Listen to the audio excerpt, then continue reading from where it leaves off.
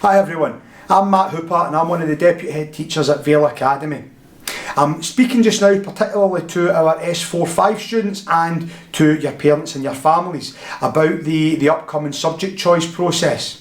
Now, you're about to be emailed a lot of information. Contained in that information will be your recommended levels for next year. There will be links to the various different websites, the options website, the college website, all the information that we need.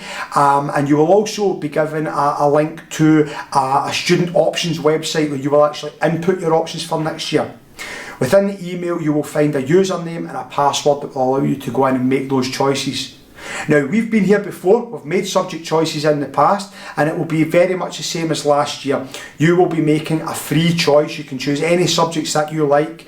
I would ask, if you've not been given a recommended level because you're not doing a subject this year, please contact the relevant curriculum leader and find out what level is correct for you. Remember, it's really important that we get these options as accurate as we possibly can right now, because once the timetable's been completed, any changes will be a lot more restricted than they are at this point. So please make use of all the information that's been sent to you. Remember, you can contact the school if you require any support whatsoever, and please make sure that we've got all this information in by the deadline that's contained in the email. Thank you very much.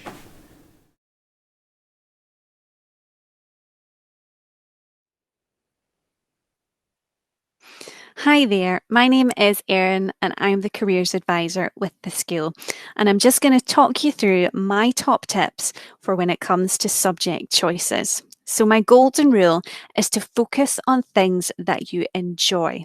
That is the most important thing when it comes to your decisions. The mistake that I most often see as a careers advisor is when people choose subjects based on a career idea that they have now that they might change later along the line. If you focus on the things that you enjoy currently, you can't make a mistake because your career ideas will likely be based on those subjects that you enjoy. What I don't want to see is anyone limiting their timetable by trying to squash in a lot of subjects related to something that doesn't mean anything later down the line. So think about the classes that you do just now. Which ones are you keen to go to? Which ones do you do your homework for first? That's really important, especially when you begin to move through the levels, because the more you enjoy a subject, the more likely you are to do additional work for that subject. And that's what gets the good grades at the end of the day. So enjoyment, what you like at the moment, is your key focus. My next piece of advice is to think about your strengths.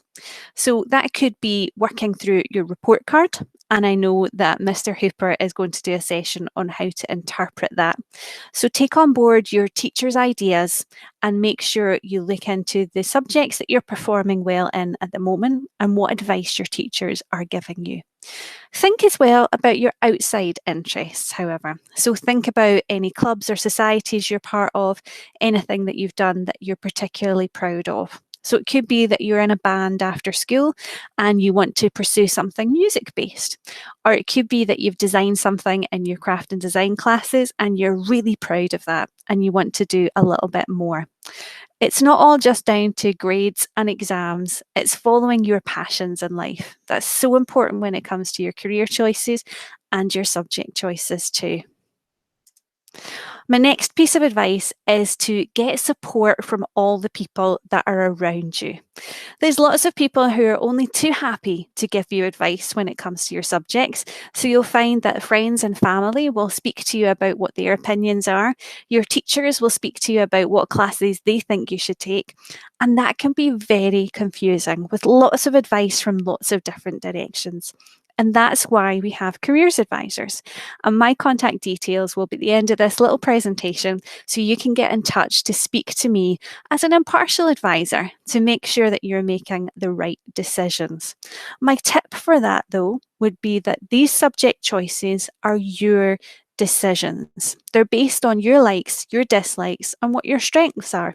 And nobody can judge that better than you. So make sure that you take on board other people's advice. But if that confuses you, get the help of a careers advisor who can make sure that you're making the right choices for you. It's not just people that can help. There's lots of advice on my world of work. And as you can see on the screen, we've got a very informative set of pages all about your subject choices. It will talk you through some of the tips that we've talked about today. There's some videos from some other careers advisors giving more hints and tips on what to choose. And there's also lots of tools that will help to guide you through the whole process. So it will talk to you about what careers you might want to think about, what subjects might be a good option for you, and how those two things link together. So you can use career profiles to find out what kind of subjects you need for certain careers. And you can also pop in your subjects to the subject choice tool that'll tell you what kind of careers are out there. Although we said not to focus too much on career, it's a good idea to have a rough goal in mind. And as a careers advisor, what I always advise is to look at things like career families. So to think about a general area of career that will give you a bit more information about the things that might be good for you. And again, you can chat to me if you need a bit more help. And those are my contact details. Please do get in touch. I am here to support you every step of the way through school. So if there's any questions, no matter how little, please just get in touch with me. You can call me on 01389 501173, or my email address is just my name, erin.bartley@sds.co.uk. And you'll find that on things like the school website and the Google Classroom. So there's plenty of ways to get in touch with me. Hopefully you found that really helpful, and I'll be only too happy to speak to some of you soon. Thank you.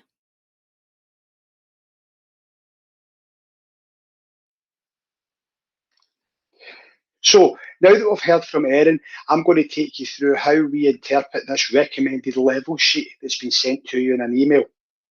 What we're looking to do, remember, throughout our education is we're trying to build on the learning from the previous year. So if you are currently doing National 4s, which subjects can you now move on to National 5? If you're doing National 5s, which of those subjects can you take on to higher? And if you're doing hires, are there some subjects we can move on to advanced hires? Or maybe we're looking at other subjects within the same curricular area where we think we might be able to do a hire and pick up an additional hire on top of what we already have. The purpose of the recommended level sheets is to look at the subjects that you're currently doing this year and give you an idea of whether or not you should be looking to progress that next year. So if we look at the information that we have on my subject, my recommended level sheet here, my maths teacher is saying, currently doing National 5, they think I should be progressing to higher. So for me, that's one I definitely want to be doing. And you can see my geography teacher saying the same thing. I'm doing very well in National 5. I want to be progressing on to higher in my geography. My English teacher's also saying I'm doing National 4 just now and I can move on to National 5. So that's probably the three subjects at the moment where I'm thinking these are the ones I'm going to be wanting to choose. These are the ones where I'm building on the learning from this year. I then look at my physics. My physics is saying continue at the current level.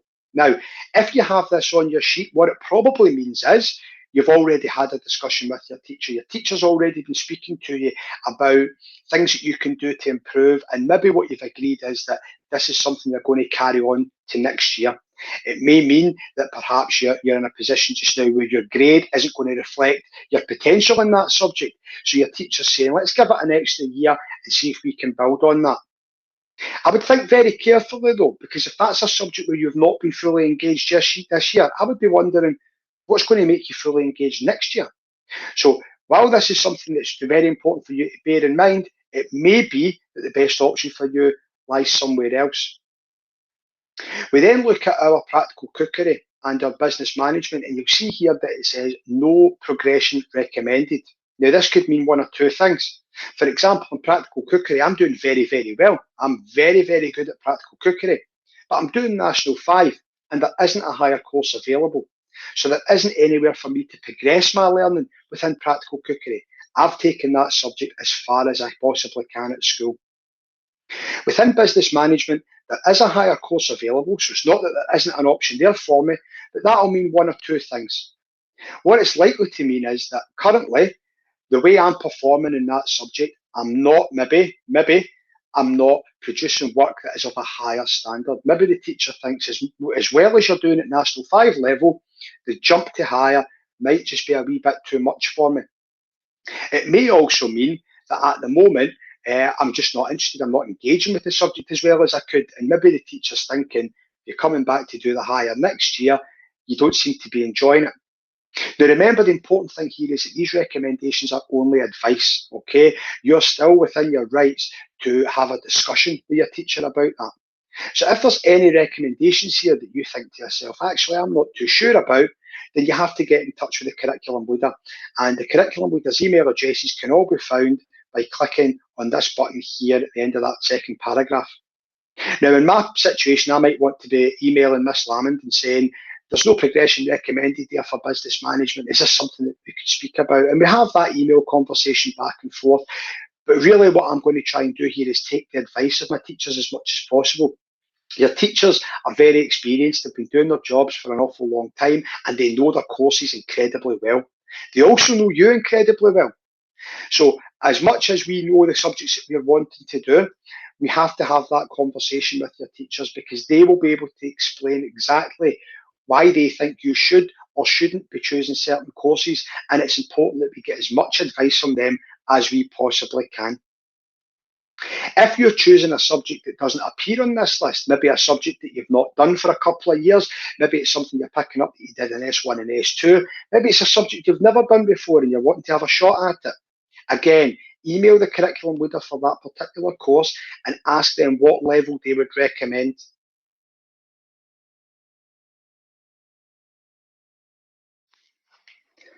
So now that I have been given a lot of thought to the types of courses that I want to do, I've maybe spoken to my parents about it, I've maybe looked at my world of work and worked out exactly what courses I need.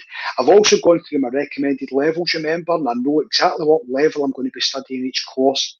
The next thing I have to do is I have to learn just a little bit more about the course. If we go into this view courses by curricular area or the view courses by level tab, we open this up, you'll see a list of all the courses that we currently offer at the school or as part of our partnership with West College Scotland and the Foundation Apprenticeship programme. If I choose a particular subject and I click on the link, that will take me into a page dedicated to that particular course. It will tell me the information that I need regarding what is contained within the course, what the content is, how that course is assessed, what employability skills I'll be developing by taking part in this course. All the information I could possibly need is contained within that page. So please read up on the courses before you select them. Once we've done that, the next thing we have to do is input our data. Now, in the email that you were sent, there was a link to a tools website and there was also a username and a password. If you go use the link and go to this website here, this is the tool that we use to collect our student options, and you log in using the username and password that was provided. When you've logged on, you'll see a list of all the different subjects that we offer in the school. This does not include the college courses or the Foundation Apprenticeships. Every student must choose a full timetable from the courses that we offer in school. Students that are choosing a Foundation Apprenticeship or a college course, once you have applied for and been offered a place on that course, we will then remove you from certain subjects within school. But it's very important that we choose a full school timetable as a backup, just in case we do not get offered a place in the college course or the Foundation Apprenticeship that we apply for. It's also very important to remember when you're choosing your options, you're numbering them 1 to 5. Number 1 being the subject that you absolutely want to do the most. You're choosing your subjects in order of preference from the subject that you absolutely need to do, the one you really want to do, down to your 5th choice, which is the one that out of the 5, if you didn't get it, it would be okay. You're also going to choose a reserve choice and you're going to mark that with a capital R. So you're selecting 6 courses, numbering them 1 to 5 for your first 5 choices and marking your reserve choice with an R. I will always try and get every student into their first 5 choices, but it is not always possible and sometimes I do have to use the reserve choice. Where this is the case, I always try to swap out the reserve course for the 5th choice, and this is why it's so very important that we choose the courses in order of preference.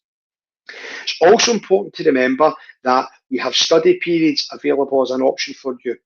Now, study periods are only available to 6-year students who are doing one or more advanced hire.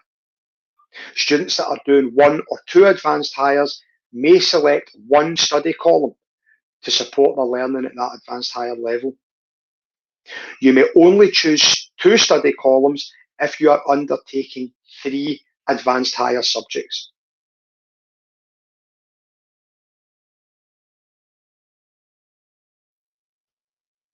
So as I said earlier, another big part of the senior phase offering at Fail or Leaving Academy are the college courses that Western Bartonshire Council offer in partnership with West College Scotland. And also the Foundation Apprenticeship programmes, which are widely publicised. And these are a great opportunity for young people who have got a keen interest in a particular area of study. If we start then with the college courses, if we click on this tab here, it will take us to the college website. Each of the courses is also outlined within the View Courses by Curricular Area and View Courses by Level tab. If we go here to the senior phase college options, you can see here that we have got all the different school programmes that are available. Okay, this is definitely something that's worth having a look at. An awful lot of our young people each year go to college or attend college 2 afternoons per week to undertake some of these qualifications that we just can't offer in school. So again, I would urge you all to go to this website and have a look at what some of these courses are and what the courses entail. Remember, you will have to apply for these courses, and there'll be more information coming to you about how to do that.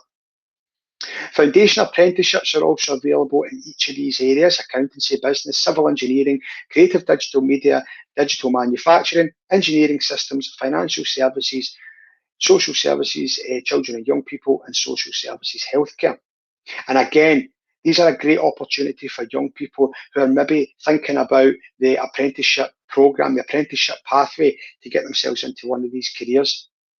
Now, these courses, some of them take place over 1 year, some of them take place over 2. If you are choosing this over 1 year, it will equate to 2 subjects worth of your timetable. And again, we will look at that. Once you've been offered a place, we will then look at which subjects we are going to have to remove you from your timetable to allow you to undertake this apprenticeship. Please remember, we do not choose these at this point in time. We select or we choose a full school timetable, and when we are offered a place either at college or on a foundation apprenticeship, we can then look at your timetable and we'll make the changes that we have to in order for you to attend these programmes.